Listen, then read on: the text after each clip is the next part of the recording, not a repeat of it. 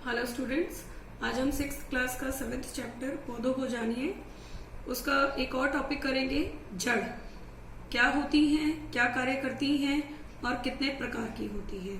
तो यहाँ देखिए बेटा, जड़ जमीन के नीचे पाई जाती है। किसी भी पौधे की जड़ जो होती है वो जमीन के नीचे पाई जाती है। यहाँ पे कंफ्यूज ना हो कि कई पौधे तो मैडम हमने देखे हैं जो जमीन के नीचे जिनकी जड़ नहीं होती है, जैसे गन्ना होता है उसकी जड़ें ऊपर की तरफ भी दिखती हैं लेकिन वो सपोर्ट देने के लिए होती हैं। जब हम बात करते हैं किसी भी चीज की तो बात करते हैं सामान्य तौर पे जो होती है। तो सामान्य तौर पर जड़ें जो होती हैं अधिकांशतः जमीन के नीचे पाई जाने वाला हिस्सा होता है पौधे का। जड़ें दो प्रकार की होती है बेटे, मूसला जड़ और झगड़ा जड़। आप देख रहे होंगे ये डायग्राम मैंने बनाया है, रफली बनाया है क्योंकि मैं आपको दिखाने वाली हूँ एक्चुअल में भी ये कि मूसला जड़ जो होती है उसमें एक मुख्य जड़ होती है, देखिए ये दिख रही है, और छोटी छोटी बाकी की रेशे जैसी जड़ें निकली हुई होती हैं। तो इस प्रकार की जड़ जो होती है जिसमें एक मुख्य जड़ अलग से दिखाई देती है उसे कहते हैं मूसला जड़। आप यहाँ देख सकते हैं एक डायग्राम, नहीं यहाँ पर मैं एक्चुअल में आपको दिखा रही हूँ। ये एक पौधा है, उसकी जड़ को मैंने दिखाया हुआ है। यह मूसला जड़ है क्योंकि एक मेन जड़, मुख्य जड़ इसमें दिख रही है और छोटी छोटी इसमें से जड़ निकलती हुई दिखाई दे रही होंगी आपको। तो इस प्रकार की जड़ जो होती है जिसमें एक मुख्य जड़ होती है उसको कहते हैं हम मूसला जड़। आगे चले बेटा, दूसरे प्रकार की जो जड़ होती है उसको हम कहते हैं झकड़ा जड़ या रेशेदार जड़। इनमें कोई भी मूसला जड़ की तरह मुख्य जड़ दिखाई नहीं देती है, सभी एक जैसी ही दिखाई देती हैं। यहाँ मैं एक पौधा आपको दिखाती हूँ, ये देखिए, ये घास का पौधा है, घास, ठीक है। इसमें मैंने क्या किया है आप देखिए, यहाँ पे रखा है। आपको कोई भी मुख्य जड़ इसमें दिखाई दे रही है? नहीं, सारी लगभग एक जैसी बराबर रेशे जैसे निकली हुई जड़ें हैं, धागे की तरह। तो इसलिए इसे हम रेशेदार जड़ भी कह देते हैं और दूसरा नाम है इसका झकड़ा जड़। ध्यान रहेगा बेटा, दो प्रकार की हमने जड़ की है, मूसला जड़ और रेशेदार या झकड़ा जड़। अब आपको जब मैंने पिछला टॉपिक करवाया था तो थोड़ा बहुत ध्यान होगा कि जो दो प्रकार के शिरा विन्यास हमने पत्तियों में करवाए थे, क्योंकि ये टॉपिक ये क्वेश्चंस आ जाते हैं 1 नंबर के, 2 नंबर के जरूर आते हैं। तो आपको बता दिया जाता है कि किसी पौधे की पत्ती जालिका रूपी शिरा विन्यास वाली है तो उसकी जड़ बताइए कैसी होगी, या फिर किसी पौधे की पत्ती समांतर शिरा विन्यास वाली है तो उसकी जड़ कैसी होगी। तो यहाँ पे ट्रिक है, सीधी सी बात है, जिस पौधे की पत्ती जालिका रूपी शिरा विन्यास है जिस पौधे की पत्ती में, उसकी जड़ें कैसी होंगी? मूसला जड़, ठीक है। और ऐसे ही समांतर शिरा विन्यास जिस पौधे की पत्ती में है उसकी जड़ कैसी होगी? झकड़ा जड़ या रेशेदार जड़। अब ये क्वेश्चन उल्टा करके भी आ सकता है। आपको ये छुपा लिया जाए और ये पूछा जाए कि बताइए, पौधा दे दिया आपको कोई जिसकी ये बता दिया कि भाई मूसला जड़ है, तो उसका क्या होगी, उसकी जो शिराविन्यास होगी उसकी पत्ती में वो कैसा होगा। तो ये ट्रिक है, आप याद रखिए, उसका शिराविन्यास कैसा होगा? जालिका रूपी शिराविन्यास होगा।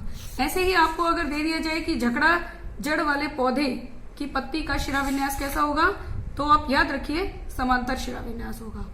ऑल्टरनेट करके क्वेश्चन कुछ भी आ सकता है, घुमा के ये बता सकते हैं तो ये पूछा जा सकता है, और ये बताया जा सकता है तो ये पूछा जा सकता है। कहने का मतलब है, अगर जड़ बता दी आपको किस प्रकार की है तो आपसे पूछा जा सकता है शिराविन्यास कैसा होगा पत्ती में, याद कर लीजिए, ऐसा होगा, मूसला जड़ का जालिका रूपी शिराविन्यास होगा। और अगर उल्टा पूछा जाता है कि भाई ऐसी पत्ती है जिसका समांतर शिराविन्यास है तो उसकी जड़ बताइए कैसी होगी, तो याद कर लीजिए झगड़ा जड़ होगी। ठीक है बेटा, ये ट्रिक याद कर लीजिए, ये 1 या 2 नंबर का क्वेश्चन जरूर आता है। नेक्स्ट टॉपिक आ जाता है हमारा कि कार्य। पौधे मिट्टी में जो जड़ें होती हैं वो क्या करती हैं, जड़ों का कार्य क्या है पौधे में। तो पहला कार्य होता है, पौधे को मिट्टी में जकड़ के रखती हैं। जैसे आपने देखा होगा और इसमें भी देखा होगा, जड़ें जो होती हैं मिट्टी में फंसी हुई होती हैं, जकड़ी हुई होती हैं। तो ये मिट्टी में पौधे को जकड़ के रखती हैं, यानी कि पौधे को आसानी से मिट्टी से इधर उधर नहीं जाने देती और उसको स्टाउट रखती है, जमा के रखती है मिट्टी के अंदर, क्या? जड़ें। दूसरा देखिए आप, जल तथा खनिज का अवशोषण करती हैं, यानी कि मिट्टी में जितना भी जल होगा या खनिज होगा वो किसके द्वारा अवशोषित होएगा? जलों के रोम होते हैं ये पतले पतले, यहाँ पे इनमें भी होते हैं जो माइक्रोस्कोप से, सूक्ष्मदर्शी से और अच्छी तरह दिख जाते हैं। तो जड़ें जो होती हैं मिट्टी में उपस्थित जल जो होता है उसको अवशोषित करती हैं पौधे के लिए और ऊपर तक पहुंचाती हैं। ठीक है, और उस जल के साथ मिट्टी में उपस्थित जो खनिज लवण होते हैं वो भी जल के साथ ही जड़ों द्वारा अवशोषित कर लिए जाते हैं। तीसरा करते हैं फंक्शन बेटा, मृदा अपरदन को रोकती है। मृदा अपरदन क्या होता है? मिट्टी का कटाव। मिट्टी का कटाव कैसे होता है? आप देखते हैं ना कि कई बार मिट्टी है, कहीं पे कोई लैंड है, जगह है, थल है, और उस पर बार बार हम पानी गेरे जाएं तो मिट्टी उसके साथ क्या हो जाती है? बह जाती है, बह के चली जाती है ना।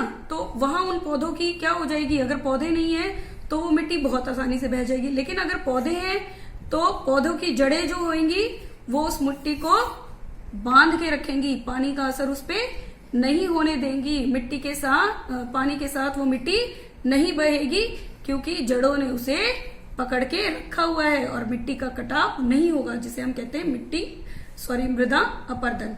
तो मृदा अपरदन को जड़ें रोकती हैं, मिट्टी के कटाव को रोकती हैं। इसलिए कहा जाता है बहुत सारे पौधे लगाओ ताकि हमारी जो धरती है इस पे से मिट्टी का कटाव ना हो सके, जड़ें उन्हें पकड़ के और जकड़ के रख सके।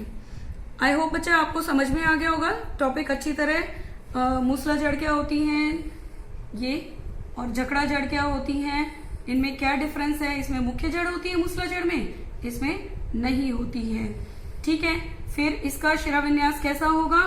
समांतर। जिसकी जड़ें रेशेदार हैं, जकड़ा है, उसकी पत्तियों का शिरा विन्यास कैसा होगा? कैसा होगा?